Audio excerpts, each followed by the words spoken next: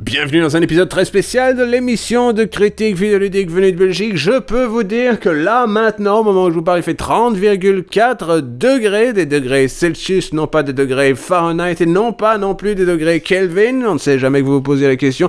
On ne sait jamais, vous avez fait des études, vous savez de quoi il est question, la différence entre Fahrenheit, Celsius et Kelvin, mais je peux vous dire ceci, la réelle chose qui fait peur, c'est qu'il y a maintenant 59% d'humidité dans l'air, ce qui me fait certes penser à ceci, c'est que ce sont des conditions qui sont loin d'être idéales, mais elles sont, attention, préparez-vous bel et bien, tropicales. C'est pour ça qu'il sera ici question d'un jeu qui s'appelle Ape Out. C'est un jeu de Devolver qui est réalisé par un type, et c'est un type, il est parfaitement compétent. Je veux dire, il a fait un clone de Hotline Miami, ce n'est pas vraiment Hotline Miami, c'est une version jazzy de Hotline Miami. C'est de ça dont il sera question, cet épisode-ci.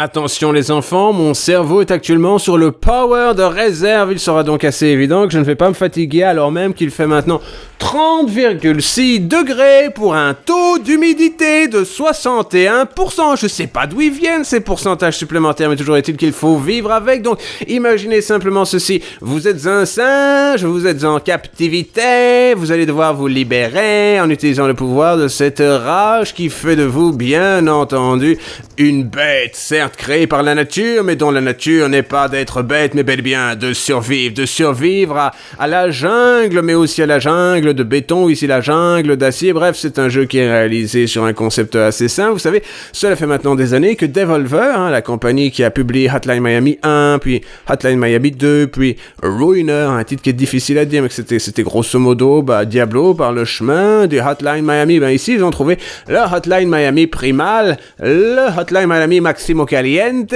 le Hotline Miami qui fait du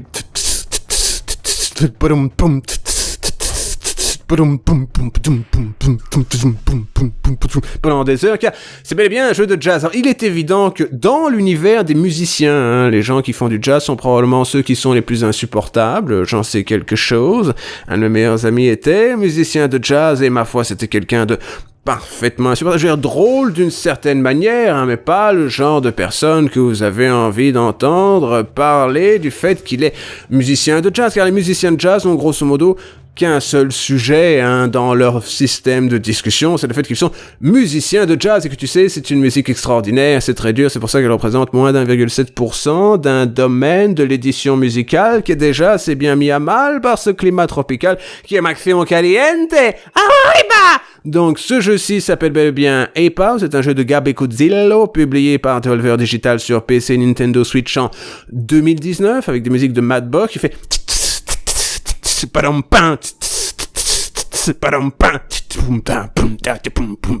pas à la bouche qu'il le fait, c'est un peu l'équivalent vidéoludique de Whiplash, mais vous savez, avec les acteurs en moins, avec le gameplay en plus, parce que c'est un jeu assez plaisant quand tu ne réfléchis pas.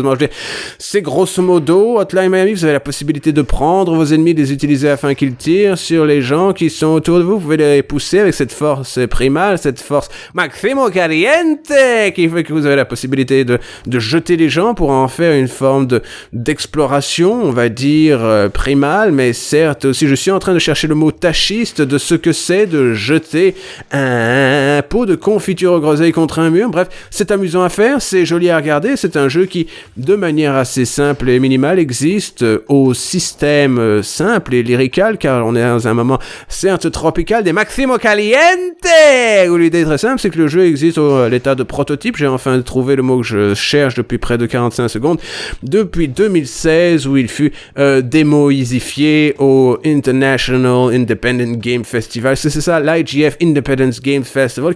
Voilà, c'est un jeu très sympathique. C'est une adaptation d'une chanson de Georges Brassens. Je ne sais pas si vous savez, une chanson de Georges Brassens qui, comme vous le savez certainement, était...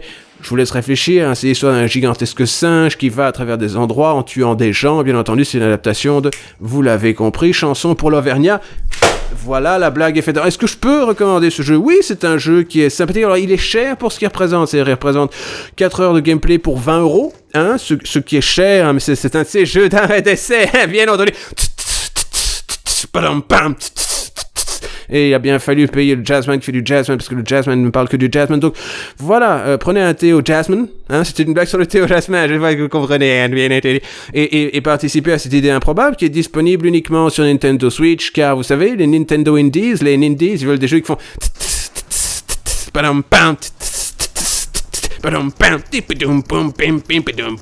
Et voilà, c'est un jeu plaisant. Et en tant que critique vidéoludique d'exception, homme qui excelle depuis maintenant le début du XXe siècle, vous savez, je suis critique vidéoludique de droit divin depuis 1912.